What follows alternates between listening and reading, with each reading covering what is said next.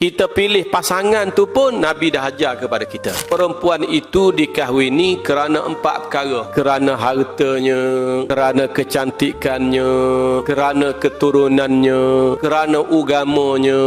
Ini 4 perkara. Dalam 4 perkara tu Nabi sebut fasfar bidzatiddin taribat yadak.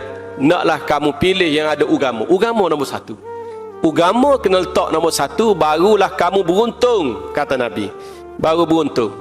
Nak kahwin dengan orang kaya boleh, tapi orang kaya yang beragama, akhlaknya baik. Nak kahwin dengan orang yang cantik boleh, bukan tak boleh Nabi sebut, tetapi biarlah orang yang cantik tapi beragama, akhlaknya baik.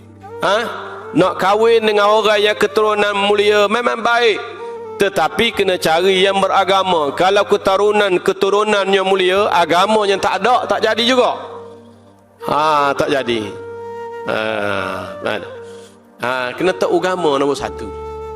Agama nombor 1. Sebab tu Nabi sebut wala amatun sauda dzatu dinin afdal. Perempuan yang hitam legam, ada agama, akhlaknya baik, itu lebih baik daripada perempuan yang rupanya cantik, yang warnanya putih. Putih, cantik, tapi tak ada agama. Lebih baik hak hitam tapi ada agama.